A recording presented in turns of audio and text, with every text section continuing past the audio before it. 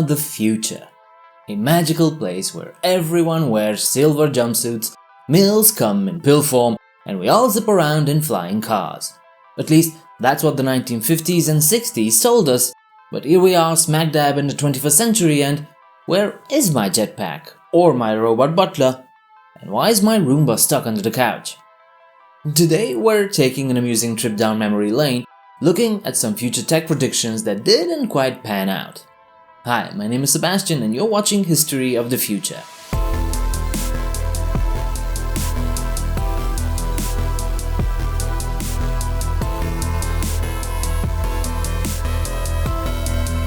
From flying cars that never left the ground to jetpacks that remain firmly out of reach for most of us, today we'll explore the wildest ideas from the past and laugh at how reality turned out a bit different.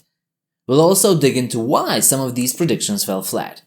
Maybe the technology wasn't there yet, maybe society changed, or maybe, just maybe, we didn't really think things through. So, buckle up, in a car that unfortunately won't be flying, and let's begin our journey. Flying cars, the holy grail of future tech.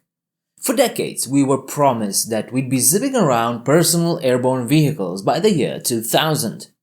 Who could forget the Jetsons, that iconic show from the 1960s where George Jetson casually hops into his flying car, zips to work and folds the vehicle into a briefcase when he arrives. Even Back to the Future Part 2 had us convinced that by 2015 the skies would be filled with hover cars. Spoiler alert, 2024 is almost over and my Ford Fiesta is firmly stuck to the ground. So time for a reality check. Why don't we have flying cars yet? Well, it turns out that flying cars are a lot harder to make than Hollywood led us to believe. First, there's the issue of, physics. It takes a tremendous amount of energy to keep a car airborne, and the technology we use for flying, like helicopters and planes, is a bit too bulky and expensive for the average commuter. And then there's the small issue of traffic. Imagine a world where every impatient driver you've ever encountered on the road is now flying above your house.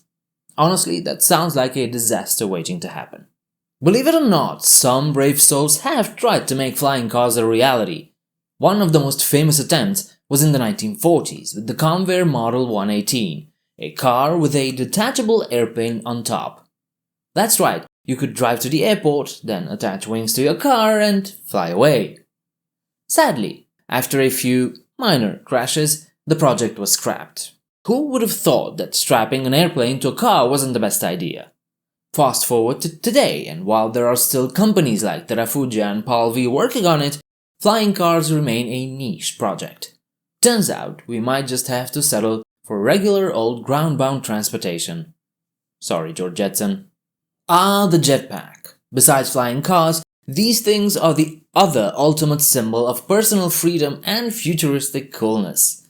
Just strap one on, blast off, and you'll be flying to work in no time. The idea of jetpacks dates back to the 1920s and they were a staple of every sci-fi hero's arsenal. Movies like The Rocketeer and Thunderball made it seem like jetpacks would be standard gear by the 21st century. Who wouldn't want to zoom over traffic or just, fly to the grocery store? But as I'm sure you're aware, flying isn't as easy as it looks. While jetpacks do exist, they've never quite lived up to the hype. The biggest issue? Safety. When you're soaring through the air with a giant rocket strapped to your back, things can go wrong quickly and gravity always wins. One of the most famous jetpacks is the Bell rocket belt developed in the 1960s. It could lift a person about 9 meters in the air, but there was a catch. It only had enough fuel to fly for about 20 seconds. So sure, you could fly, but only if your destination was really close.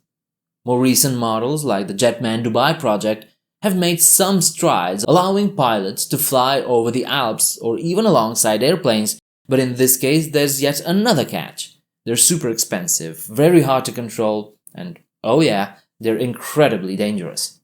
So, unless you have a few $1 million lying around and aren't too attached to the idea of staying alive, jetpacks are probably not in your future. So in the end, jetpacks are a big letdown and they never really took off. There are a few big reasons why they haven't become part of our everyday lives. First off, fuel efficiency is a major issue. Jetpacks guzzle fuel like it's gone out of style, and current models can only stay airborne for a few minutes at best. Then there's the issue of control. Flying a jetpack is a bit like trying to balance on a tightrope while a fire hose is blasting you in the face, which is not exactly intuitive. And once again, there's the pesky problem of gravity. If something goes wrong, you're coming down hard. In short, jetpacks might look cool in the movies, but in real life, not so much. Oh well, we can at least still enjoy watching the fails on YouTube. In the world of sci-fi, robots weren't just mechanical assistants, they were essential.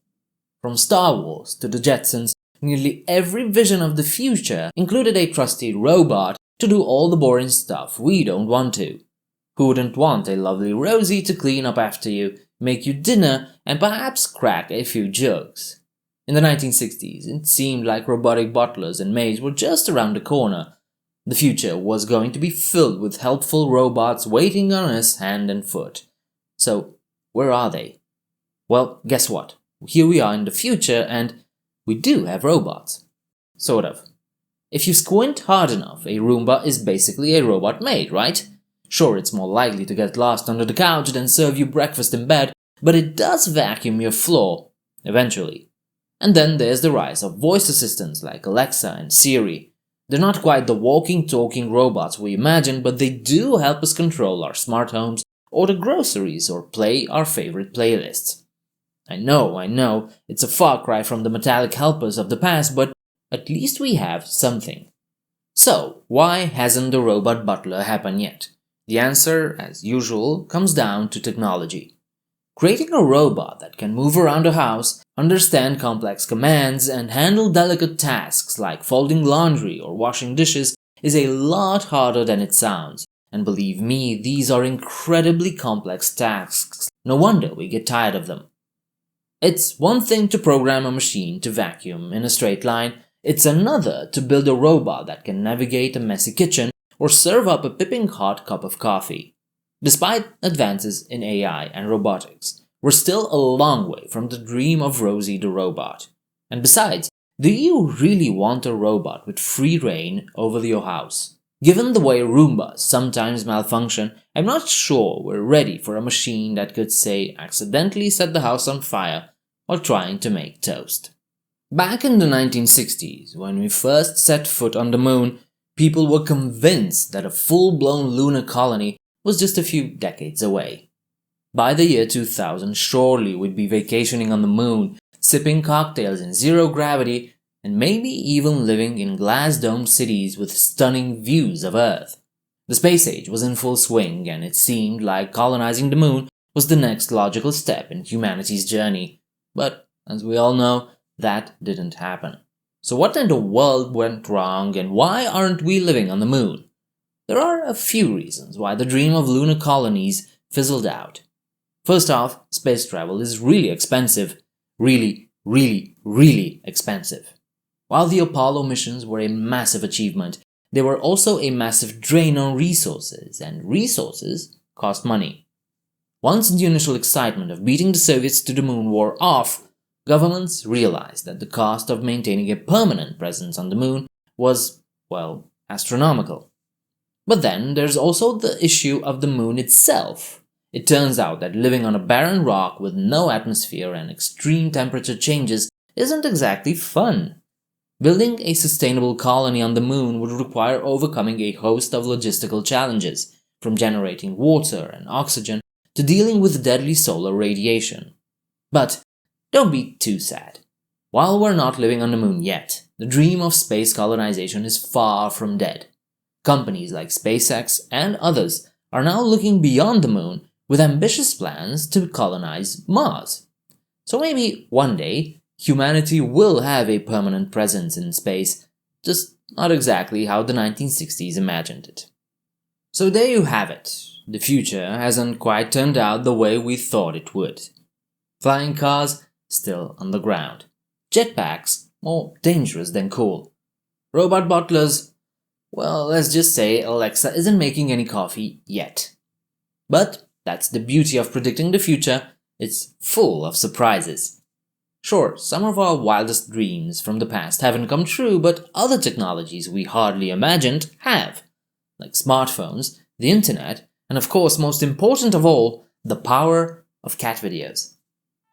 While we may laugh at the predictions that didn't pan out, we should also celebrate how far we've come.